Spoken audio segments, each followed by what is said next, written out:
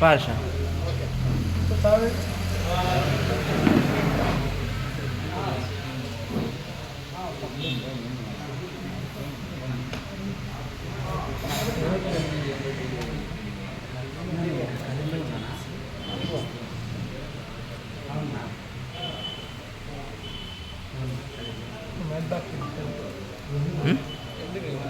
ఏది match ball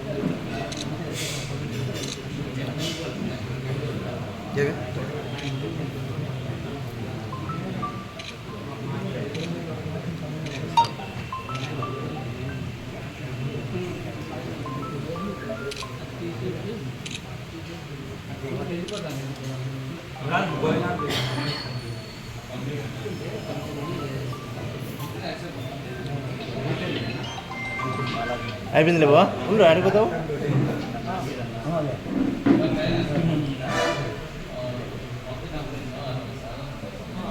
brother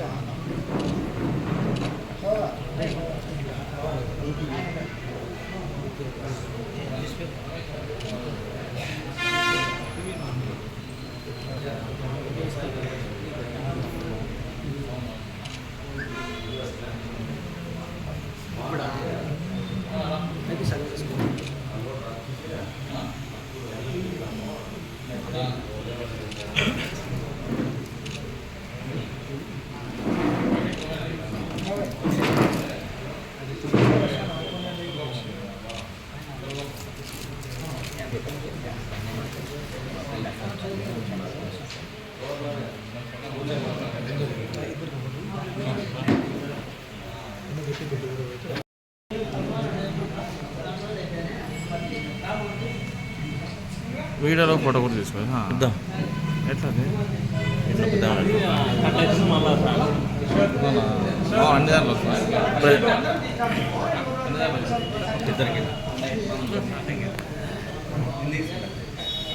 దీంట్లో అన్నీ మళ్ళీ షేర్ చేస్తాను నీకు అన్నీ మొత్తం ఎటు చెట్టు అన్నీ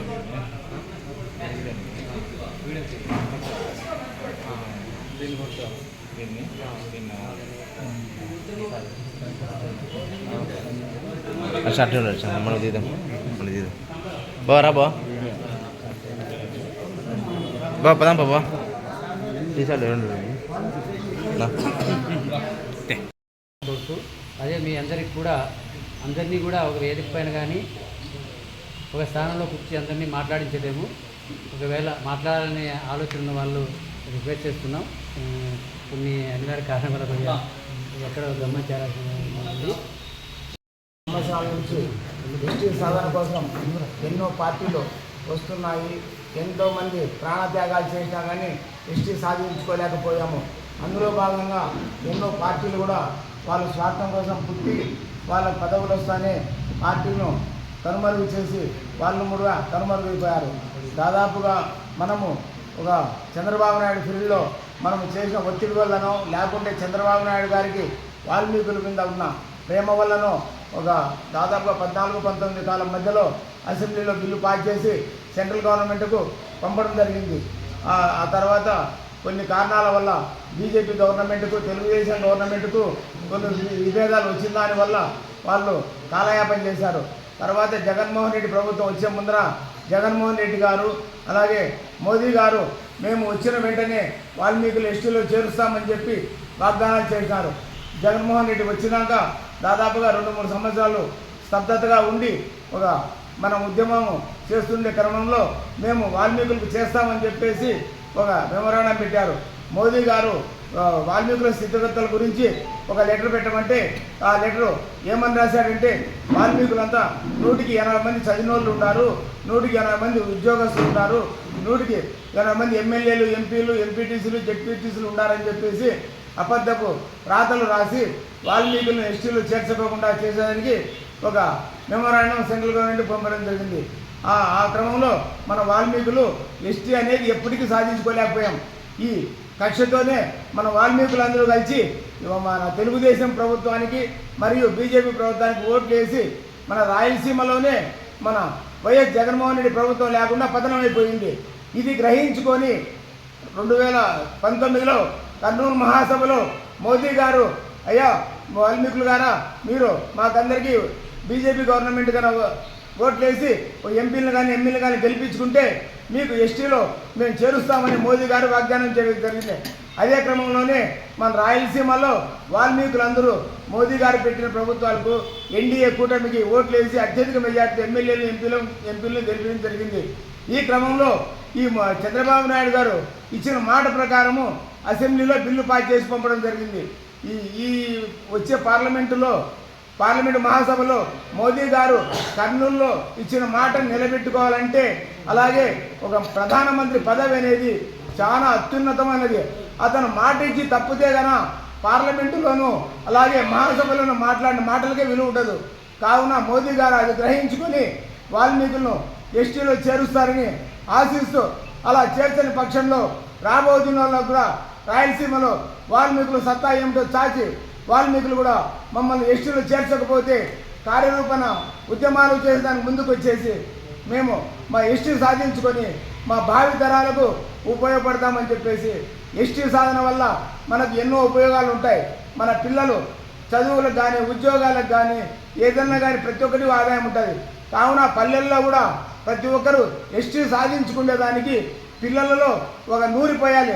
మనం ఎస్టీ సాధించుకోవాలా, మన వాల్మీకులము చాలా పేదరికంగా ఉంటాము.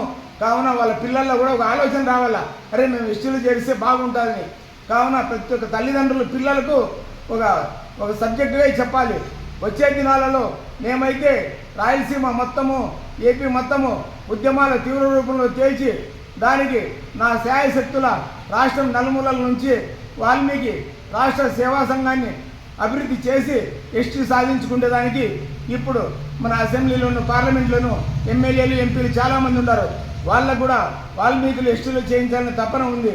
మనమందరము మన ఊరికి ఏ ఎమ్మెల్యే వచ్చినా కానీ ఎంపీ వచ్చినా కానీ వాల్మీకులు ఎక్కువ ఉన్న చోట అయ్యా మమ్మల్ని వాల్మీకులు ఎస్టీలు చేద్దామని వాగ్దానం చేశారు కదా, మీరు చేయండి అని వచ్చిన ప్రతి ఊర్లోనూ ఒక వినతి పత్రం ఇస్తారండి.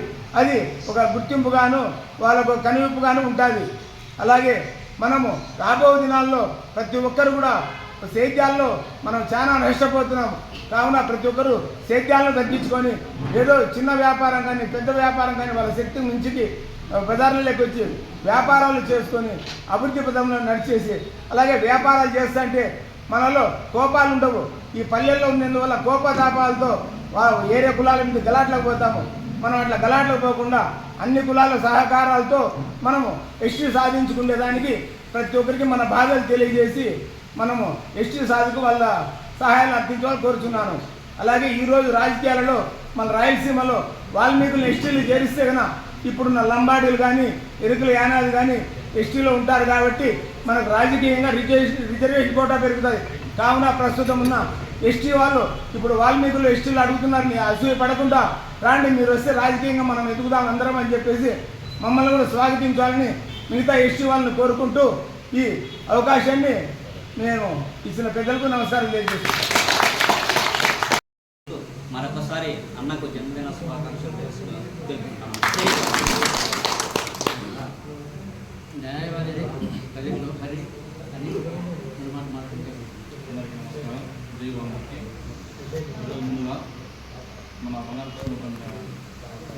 రోజు సందర్భంగా ఇక్కడ వచ్చేసిన అందరికీ నా ధన్యవాదాలు.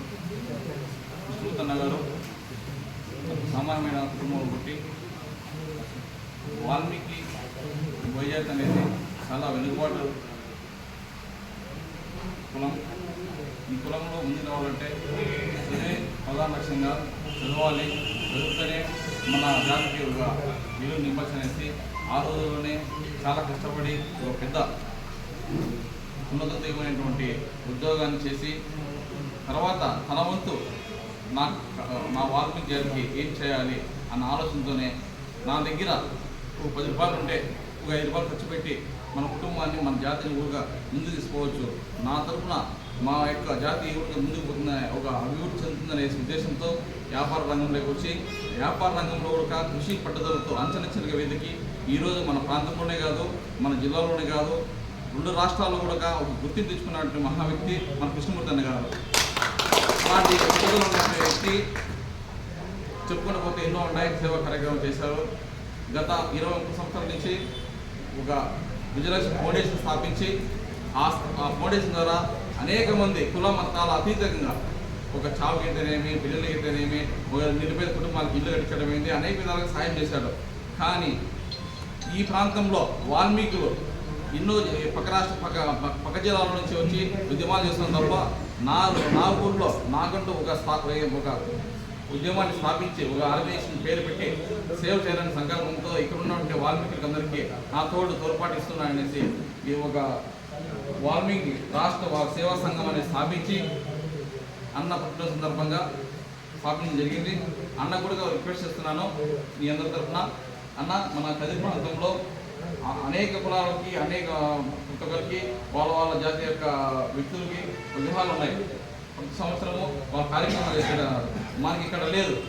ఏదో గతంలో ఇక్కడ కోనేరు దగ్గర కట్టించింటే అక్కడికి చేసుకునేవాళ్ళు. కానీ కోనేరు అధ్వానమైన పరిస్థితుల్లో ఉంది. కట్టిన తర్వాత కూడా అక్కడ మన దగ్గర ఉంటుందో తెలియదు. కానీ మంచి ఈ కదిరి ప్రాంతంలో మంచి ఒక సరైన ప్రధాన కూడలిలో ఏర్పాటు చేయాల్సిందిగా మీ వంతు తరఫున నేను మిమ్మల్ని మనవి చేస్తున్నాను, రిక్వెస్ట్ చేస్తున్నాను. అదేవిధంగా మన వాల్మీకులకి ఒక కాలనీ ఏర్పాటు చేయాలి. ఎందుకు చెప్తానంటే అనేక కులాలు, ప్రతి ఒక్కరికి యాదవ కులస్తులు ఏదైతే ఒంటరి కులస్తులు ఏదైనా ప్రతి ఒక్కరికి కమ్యూనిటీ భవనాలు ఉన్నాయి, ప్రతి ఒక్కరికి కాలనీలు ఉన్నాయి. మనకు లేదు. అది మీ తరఫునే చేయాలి. ఎందుకంటే మీ తరఫునే మాకు కావాలి, మీ తరఫునే మాకు అందించాలి అనేసి మనందరి తరఫున మిమ్మల్ని రిక్వెస్ట్ చేస్తూ ఈ అవకాశం ఇచ్చినటువంటి ప్రతి ఒక్కరికి ధన్యవాదాలు.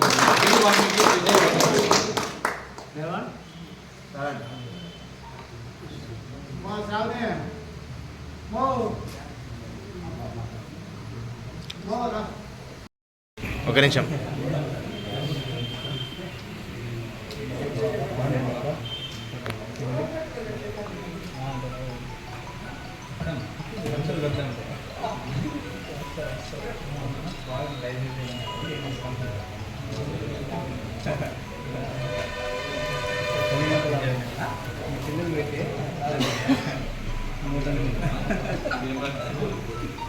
లేదు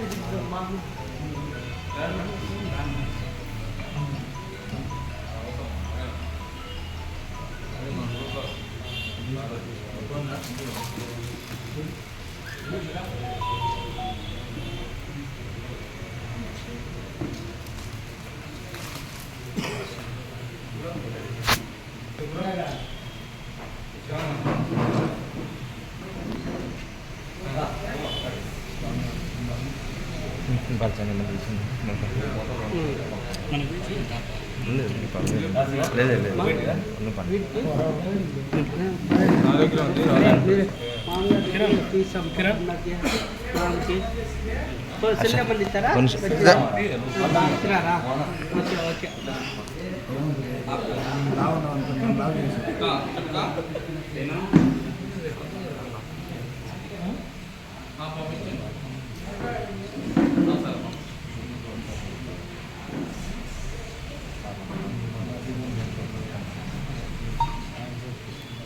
హర్ష ఖర్చు ఇవ్వ డాడీ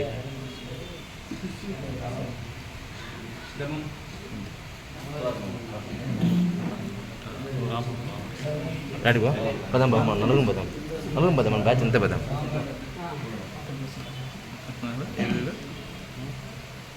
ఇది అగ్రిమెంట్ లాస్ట్ తీసుకున్నాను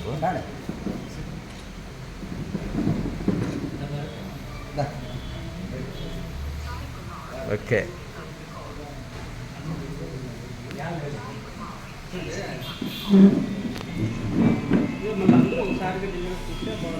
అశోక్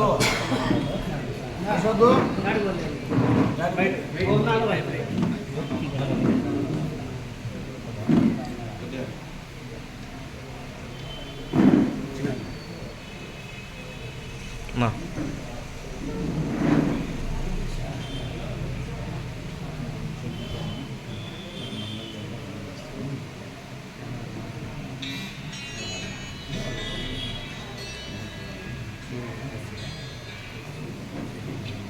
సార్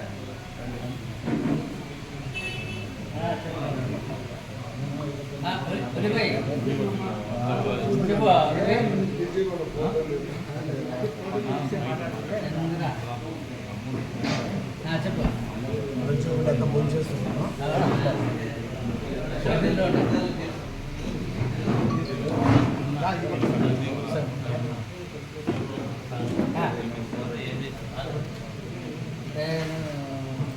చెప్తాను 2,500 లేదు 12,500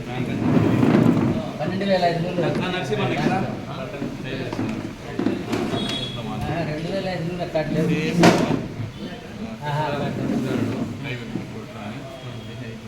12,500 లాస్ట్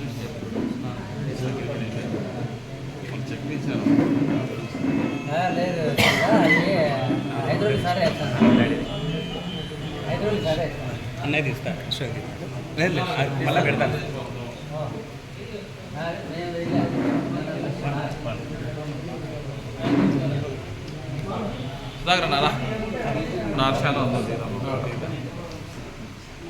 అంతా బ్యాచ్ తీద్దాం బా